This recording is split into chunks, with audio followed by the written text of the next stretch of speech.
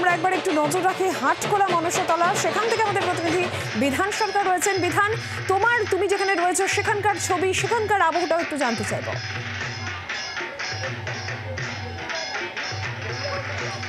নীলাঞ্জনা, সেই আবহাওয়াই তোমাকে দেখানোর চেষ্টা করছি। প্রথমে আমার সহকর্মী নবীনকে বলবো একটু হাটখোলা মনসাতলার যে প্রতিমা, কি অপূর্ব রূপ, সেই প্রতিমা দেখানোর জন্য।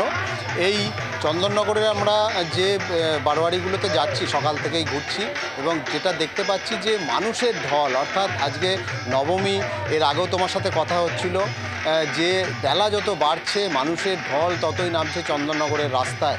এবং এই মুহূর্তে এই মণ্ডপের ভেতরে, হাটখোলা মনসাতলার যে মণ্ডপ, যে থিম তারা করেছেন বাংলার যে কৃষক পরিবার, সেই থিম দেখার জন্য যেমন ভিড় হচ্ছে, প্রতিমা দেখার জন্য যে ভিড় হচ্ছে, যত মানুষ মণ্ডপের ভিতরে রয়েছেন তার থেকে কয়েক গুণ বেশি মানুষ কিন্তু এই মণ্ডপের বাইরে রয়েছেন। অর্থাৎ রাস্তায় যে পরিমাণে মানুষ নেমেছেন চন্দননগরের এই জগদ্ধাত্রী প্রতিমা দর্শন করছেন, তারা চন্দননগরে আলো দেখতে এসছেন। এবং নবমী নিশি আর কয়েক ঘন্টা তারপরেই কিন্তু আগামীকাল সকাল থেকে বেশ কিছু ঠাকুরের বা প্রতিমার বিসর্জন হবে, যেগুলো শোভাযাত্রায় অংশ নেয় না। 69টা জগদ্ধাত্রী প্রতিমা কিন্তু এবারে শোভাযাত্রা করবে, তার প্রস্তুতিও কিন্তু আমরা রাস্তায় দেখতে পাচ্ছি। তার যে আলোকসজ্জা হবে, সেই আলোর যে সমস্ত শেষ মুহূর্তের যে প্রস্তুতি, সেটা দেখে নিচ্ছেন আলোকশিল্পীরা।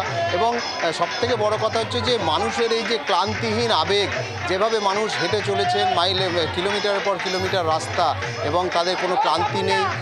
পঞ্চমী ষষ্ঠী, যেটা আহিলি বলছিল, পঞ্চমীর রাত থেকে পঞ্চমী, ষষ্ঠী, সপ্তমী, অষ্টমী, এই কদিন ধরে আমরা যেটা দেখছি চন্দননগরের রাস্তায় শুধু মানুষ, তারা এই জগদ্ধাত্রী ঠাকুর দেখতে বেরিয়েছেন।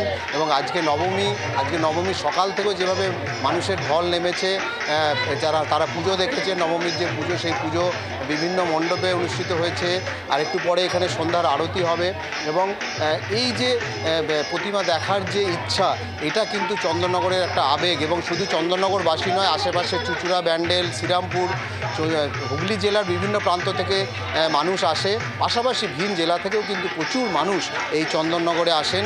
তারা এই জগদ্ধাত্রী পুজোর 4টে দিন শুধু নয়, জগদ্ধাত্রী পুজোর যে শোভাযাত্রা, সেটা দেখার জন্যই মূলত অনেকে আসেন। তবে এখানে যাদের আত্মীয় বাড়ি রয়েছে, আমরা অনেকের সাথে কথা বলছিলাম, যে সেই আত্মীয় বাড়িগুলো কিন্তু একেবারে এই সময় জমজমাট থাকে, যেমন চন্দননগরের রাস্তাঘাটে। উৎসবের আবহাওয়া, আজ জগদ্ধাত্রী পুজোর নবমী, এবং নবমী যে জমজমাট সেটা বলার অপেক্ষা রাখে না।